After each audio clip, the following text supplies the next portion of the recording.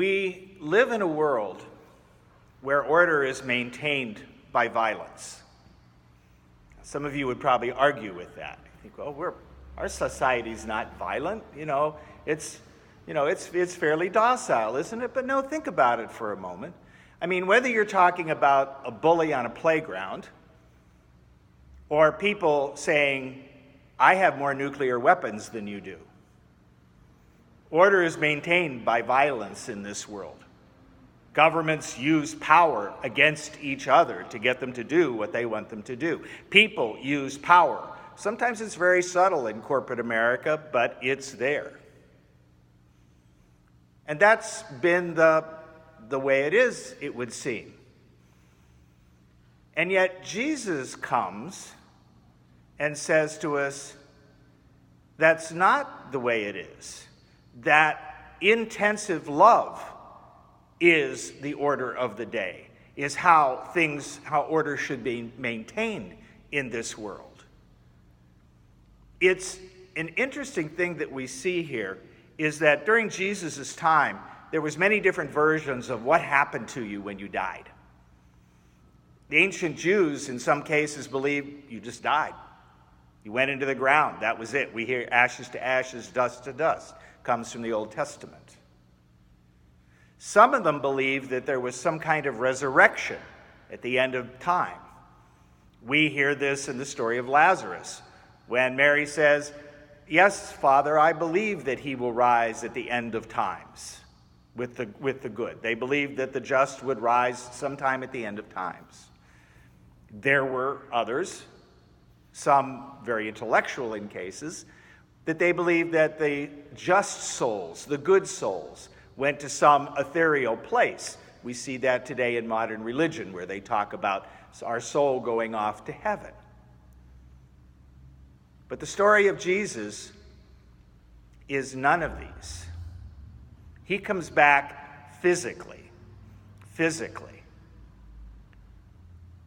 And he shows up in front of his disciples. Now, in a world where control is maintained by violence, what would be the natural thought that would happen?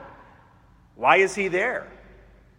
Well, in the telling of our stories, our modern westerns, our modern gangster films, he would be back for vengeance, right? The people that denied him, that left him, abandoned him, turned him over, he would be back for vengeance. But in this case, this living Christ comes back for forgiveness and love, and to give solace and love to his people, to the people, his main disciples. The fact that he returns to them in this way, and notice the things he does to make sure that they know that he's bodily there. He has them touch him, right? He eats in front of them. He's obviously a human being, a physical being, elevated, but he's still physically there. There's a big question, and anytime somebody says to you, oh, Jesus is a myth, or it's a nice story, or it's just a moral story that, it can't really be true, I will give you an answer for them. The answer is this: except for John, all of the men in that room go to horrible deaths. Not only are they crucified, one of them is filleted. In other words, he's skinned alive.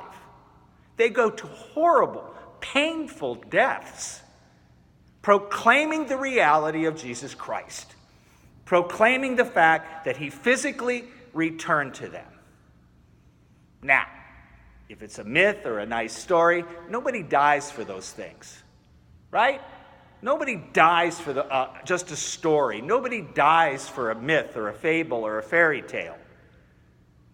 People go to those kinds of deaths proclaiming Jesus Christ as Lord because they saw him return from the dead.